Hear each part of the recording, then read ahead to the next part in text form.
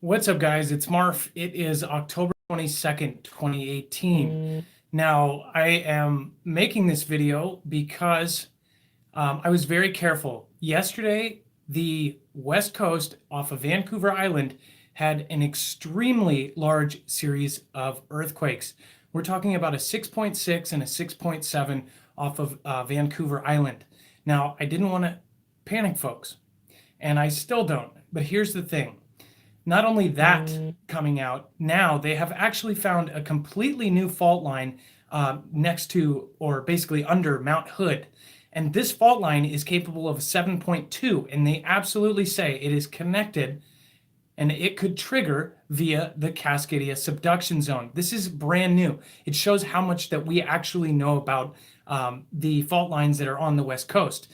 Now, with the activity that we have seen in the last couple days, we had two large earthquakes, which, by the way, this area has been absolutely dead. I've been telling you guys it's been absolutely dead. Well, the entire ring of fire has been on fire. Now, the Vancouver Island, which is the top of the Cascadia subduction zone, is basically lit up. From what I heard, and I haven't ciphered through all of Dutch Sense's videos, but I heard from my assistant that he actually says that they downgraded it and it was actually higher than that. Now, if I'm wrong, you guys can correct me, but I actually wanted to talk to experts. So through making my doc, I've talked to people like Chris Goldfinger and to this point about 4 other seismic experts for the documentary that I was going to release in November or December. So I wanted to call some of these people before I came out and said anything. As far as the activity that is going on in Vancouver Island, it is real. And this isn't a claim, this is common sense. People have to understand that we have had action right down at the very bottom of the Cascadia subduction zone, and now we have action at the very, very top. Now, to my knowledge, they don't exactly know if it would start from the top or the bottom, but when you see any activity along that Cascadia subduction zone, it is very serious. It is the largest earthquake that we will have in the West Coast. And here's the crazy thing. 2 out of the 4 people I talked to today said that they were told not to make any public comments. People are looking at this extremely careful. And no one wants to panic anybody. Nobody wants to send people packing for the East Coast or anything like that. And maybe that's a good thing, but at the same time, they need to get the seriousness out there and they need to have people prepare. Now, through doing this and through research, they've said everything west of I-5 will be toast. That was a statement that is not exactly supposed to be taken literal. But if you are on the coastline along where the Cascadia subduction goes from Canada all the way down to the very beginning of California, you need to prepare some sort of plan and be aware of your surroundings. If you're in a restaurant or in a mall, you need to prepare for this thing. And it is way overdue. So for people saying it's not going to ever happen, this is BS. It is the one scientific thing that every last scientist agrees on. There's arguments about every other kind of thing like global warming or global cooling. As far as the Cascadia subduction zone, it's accepted as fact that we are about 60 to 70 years overdue, goes off on average every 240 years. There's debates about 240 or 300. Either way, it's 318 years overdue, and this is getting serious. With that action that's going on, I'm going to do an edited video that explains everything I'm saying, including all of the new articles talking about this new violent fault line right by Mount Hood. And this is directly connected. So again, people should not be scared of this. Not at all. In fact, if you are scared, you are not thinking logically. You need to be prepared. You need to be thinking about every last move you do. And you have to think, if a 5-minute earthquake happens, where do you need to go?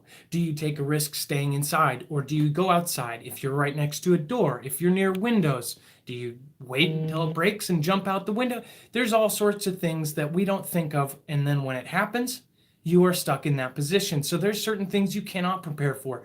But what you can prepare for is having food and water for, and this is honestly what people are saying. The scientists that are on this project are saying you need more than a month of food. And with all of the other people, basically, there's all this chatter going around, and YouTubers in the same kind of scenario as me, they're all getting the same chatter. And I think a lot of it is people don't know where the chatter's coming from, but it's real. So we have to be prepared for absolutely anything. And I can't say that enough. So what I'm going to do, I'm going to do an edited video explaining why I came to the conclusion that people need to get prepared now. And I say, please be logical, be reasonable, and don't be afraid. This isn't to scare anyone. This is saying, this is an event that everyone in the Northwest, which by the way, most people call it fear-mongering, are not on the West Coast. They are somewhere else. If you're on the West Coast, you should know about this. And sadly, a lot of people don't. You need to be prepared. This is something you choose to live with by living in the Northwest. If you live in Oregon on the coast, you damn well should know by now. They have done public drills. In fact, what I don't get is Washington, they have very little drills in the most populated areas, but when you get out of the city, they are doing monthly drills. They are doing military drills, like you guys saw when the clip I put of Chris Goldfinger, the lead seismologist on the Cascadia subduction zone. They are running humongous Cascadia subduction zone drills, and they are not putting it in the newspaper. It is completely classified. The one, he said that there was a carrier off the freaking Newport beach with a carrier dropping off landing craft with ambulances. And this is somebody who is one of the most respected names in the entire seismic community. He has his own TED Talk, for God's sake. So please don't take this as, oh my God, the world is ending. No, that's not it. But we are definitely overdue. And with this seismic activity, the next week and a half, if you think about it, when those two hit side by side in Indonesia, what happened just about a week and a half later? Another big one. And that one did even worse damage. When you see these, and it has not stopped, there's been aftershocks of 4.0, 4.3, 4.5 in the Vancouver area. There's whole little sections. And then when you go down the West Coast, you see from about California down all sorts of 4.0s and up and 3.0s and up.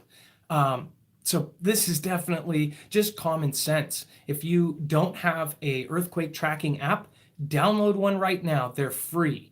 If you can pay to get a pro one, a couple dollars or whatever, if you want to be able to set the if you want to look back in history and research it. But other than that, you can get current earthquake information right now for absolutely free.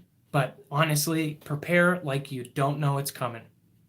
All right, guys, have a great night. I am going to try to work on my edited video on my backup channel, which most of you probably know. And again, the reason I do this is I waited purely because now this channel is almost up to 50,000 subscribers. My backup is almost to 20. I understand that there is an influence here, and I'm not trying to send people running for the hills. But as far as running for the hills, somebody who lives in Oregon, you need to actually prepare for that and think of that as a reality. People don't want to think of the negative things that are going on. People don't want to see there. People want to say, nah, nah, nah, nah, nah, call it whatever you want to call it. Send whatever hate you want to. People need to prepare. Have a great night. Be safe, be prepared, and Marf out.